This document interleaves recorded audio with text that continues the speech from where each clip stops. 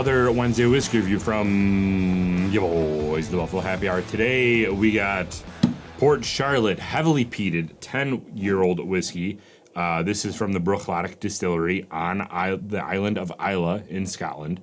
So really excited about this one. This is a cool product that Colonial Wine and Spirits had in stock. So Michael, why don't you tell them a little bit about the sponsor of the show? Colonial Wine and Spirits, located at Five Corners in Orchard Park. Head on over. They are family owned and operated. And they do have a great selection, updated website, and if you use BHH at checkout, you also get a discount. So please use that. And then if you are in the great state of New York, you can have them ship things right to your door. So swung over there and picked this bad boy up, and we are going to drink all things Mother Earth. Oh yeah. So this is from the Bruichladdich Distillery on the island of Islay. This is review number 213 from you boys over here. We've been drinking a lot of alcohol, and that's just today, baby. Can you imagine? It's 50%, so it's 100 proof. A little bit on the hotter side for an Islay whiskey, don't you think? I agree. Don't you know? Most are 80 to 90 proof. Correct. Jumping into little aspects about this. So this is 40 ppm. Okay. So for all y'all that are new here, the Islay whiskey, when you're talking about peated whiskey, they call it phenol parts per million. And generally, Laphroaig, Lagavulin around like 30 to 40, Ardbeg's 30 to 40. Some of their other expressions go a little bit higher than this. This from Port Charlotte, or from Bruichladdich, is 40 parts per million. Bruichladdich has different classifications, I guess, if you will, of their whiskey. They offer regular Bruichladdich. They offer Port Charlotte, which is a step up in peated parts per million, and they offer the Octomore series, which you might have seen, which is like insane peat. So this is right in the middle, 40 parts per million. They do call us heavily peated. So in that instance, I don't necessarily really like that. I thought that when I was buying a heavily peated product before researching, it was going to be heavily peated. Not, oh, we're similar to other Islay whiskeys at 40 parts per million. That kind of bothers me a little bit. Pouring this bothers me a little bit. Yeah, it's kind of awkward, isn't it? There is some questions that I saw circulate in the Googles, which you know everything online has to be true. But there were some questions around where they get their peated barley from. Some people were saying that it is from Islay, but also some other people were saying that Bruichladdich and their website says that they really value terroir, which is the French term to document like how the land affects the crops that now you're putting into your whiskey.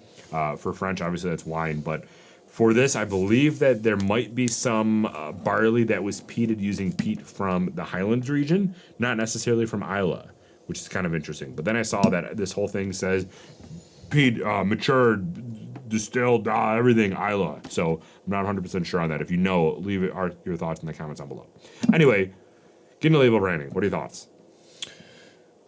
Real cork. It's a extremely dark green bottle. Green bottles do matter, as we know. Elevated font on the bottle. Label's fairly straightforward and simple. From a color scheme standpoint, it reminds me of a bottle of gin shape. Mm-hmm. Good call.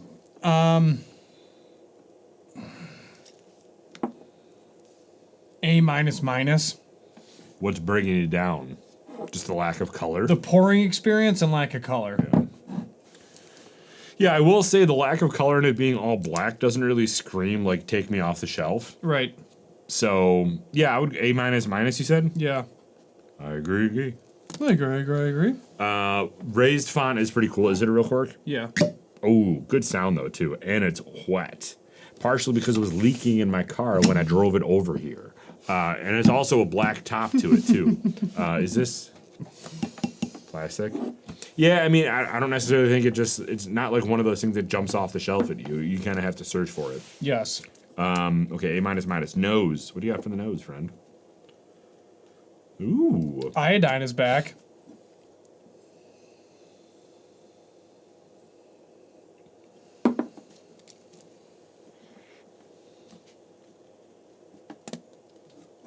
That's actually surprisingly floral.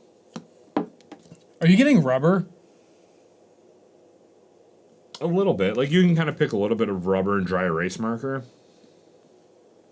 That's what it is. It's the smell of a fresh marker. Did you ever grab one of those pink joints with the angles on the other side? And then you just bring that to your nose as a kid in like elementary school or like a 35-year-old and you sniff it and you're like, yeah, it still smells the same. That's what this smells like. It literally smells like an eraser. Yeah, I agree with that. I also think there's like a floral note to here though too. I'm caught up in the iodine, the rubber, and the eraser. Let me try to find the floral. Like that initial part is a little bit like almost fruity or floral. There's a very hint note of like some freshness to it. Maybe it's not like, maybe it's you're standing in the middle of a wet field, but there's flowers around you. That type of note. Well, if you're new from last week, watch last week's review, because if you're standing in a field full of wet flowers, then you better have your boot bag with you. Oh, yeah. So I'm giving this like a C on the nose. Really? I like this a little bit better than the last one. I don't. Really? Yeah. Why? To me, it smells like an eraser. The last one smelled like Mother Earth, and it was Laphroaig. I'll go B minus. So what'd you do? C? Yeah. So C check plus? Fine. I agree. I agree. All right. Sometimes you have to compromise in a relationship. Initial taste? Hell yeah, we're married. We're legally bound by contract. Articles of Confederation, or whatever it's called. Articles of Incorporated. What is it? I don't know, something like that. It's a business. It's a business. We're good at this.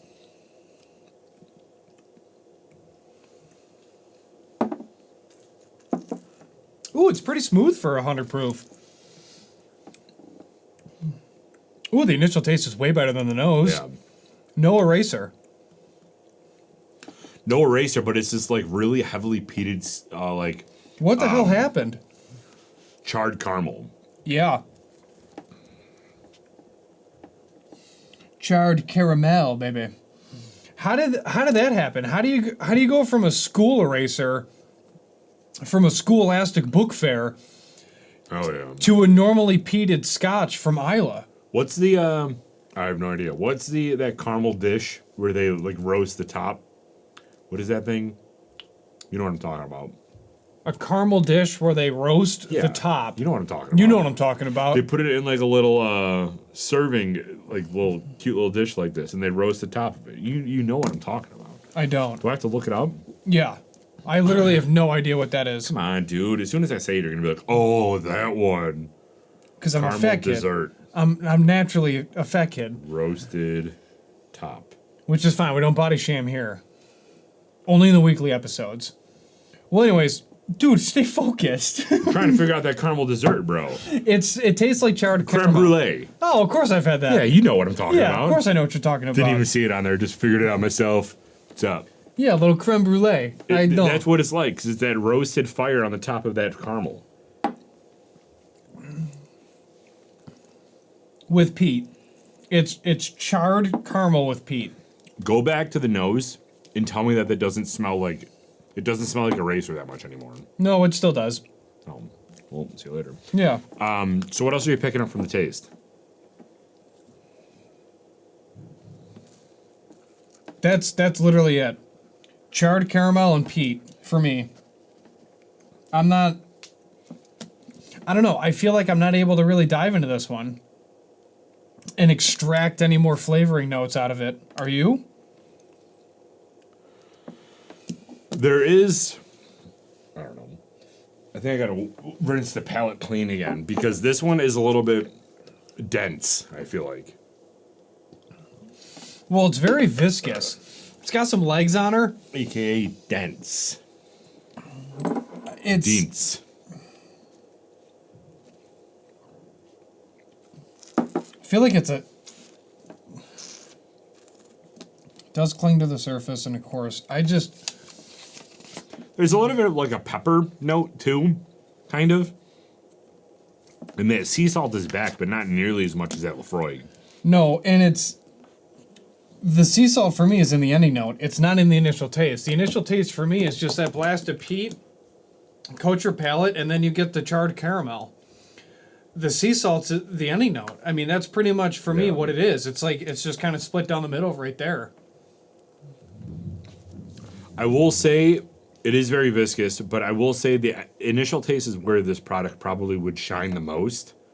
I'm not saying it's like blowing me off my seat, but like when you try this product, the nose is a little off-putting a little bit.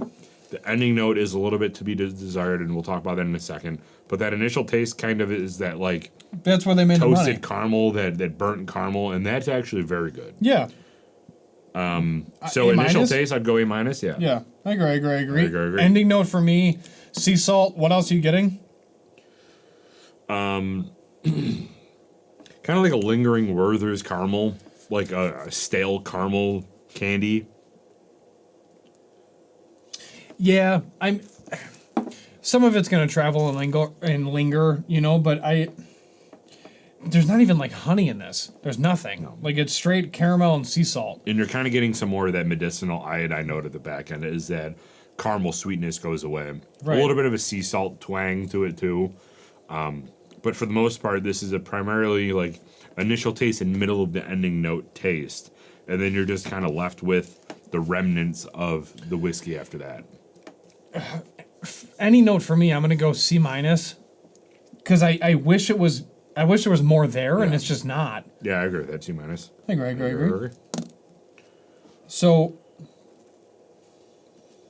final rating. This one's going to be tough because that's what I'm trying to think of in my head. There's a lot of potential there for other flavors. To me, there's that fresh floral note that I smelled in the nose that never came through in any of these tastes. Mm-hmm. And I kind of wish that there was something like that, maybe in the ending note, that rounded this out as like a fresh taste. Because this, to me, it tastes like you're in a cigar bar, and all you can smell and taste is like that one smell. Because you're just being flooded with all this dense fog. Like that's kind of what I feel like with this, is it's just so dense that it's tough to, even as people that have done 212 of these so far, this is our 213th, it's tough for us to even get behind that second layer. And maybe this is something that you need to keep having in order to get used to that rubber caramel note and then try to decipher it after that. But cracking open this bottle at first, I wouldn't say that I'm super impressed. So, okay, I have my number. Okay. Give me that countdown. 3, 2, 1. 72. Oh, God. 74.5. Higher. 75. Higher. 76. Lower. 75 and a half, baby. You know, I mean, this is, that's the way that cookie crumbles, ladies and gentlemen. Thank you so much for tuning in. As you can see, I am horrendous at math sometimes, especially with all those odd numbers. But this is what I will tell you is, if you want to try this, please do, and let us know your thoughts in the comments below. Derek, back to you. 70 bones. $70. Would you have this in your collection? At this point in time, no.